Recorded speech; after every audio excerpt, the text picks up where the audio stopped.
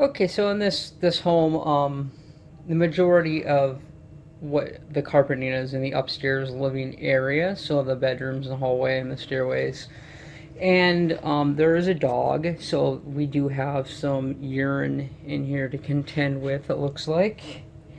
And but then also we are dealing with the oil of the dog, laying them up here. Obviously, there's dog oil there, there's dog oils all around here. So what we're going to do today is we are going to do a little bit of exploratory cleaning with our products.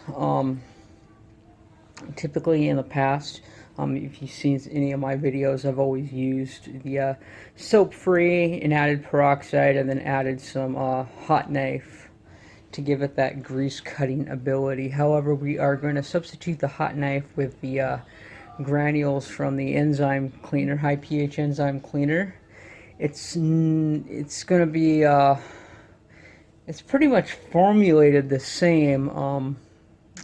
I say exploratory because I've never done it before. I don't know how the products are going to react to one another, but this will allow us to test it to see how well it'll work.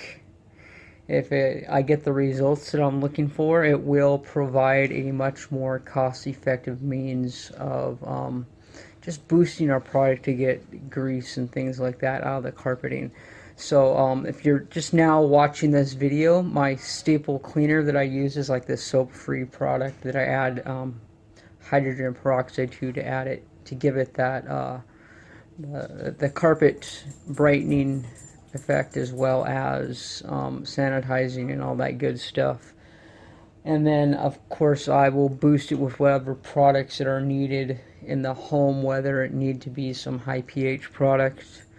That's what the grease hog is good for. It's good for grease and petroleum and stuff in the home. So let's say you have a mechanic living at home and they've got some grease on their clothes, shoes that are rubbing off on the floor. The grease hog is really good in that situation.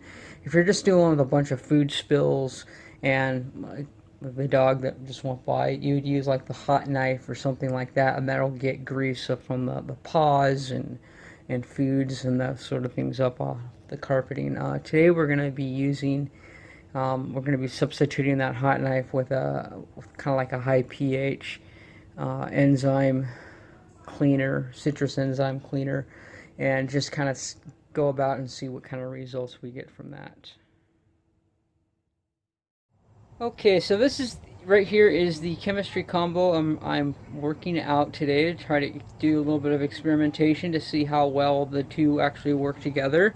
So what we have here is a real heavy-duty power citrus enzyme solvent cleaner, and then we have our gluten-free, soap-free product there, which is like a Procyon, and it's a non-rinsing product.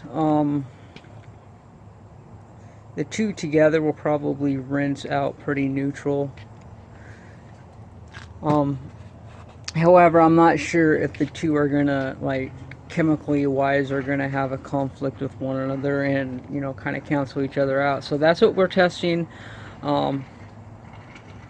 That's one thing. When you start, I'm not a chemist. Most carpet cleaners aren't chemists, or else we would be in a different pay grade if we were.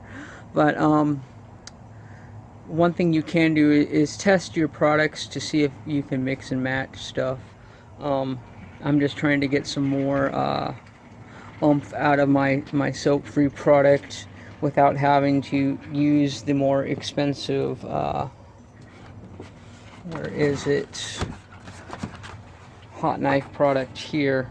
So if I don't get the results that I want, I can always fall back to the hot knife. But this is just a test to see what kind of results we get from it. It might prove, if it works, it'll prove to be another alternative that we can use for cleaning and rinsing the carpeting.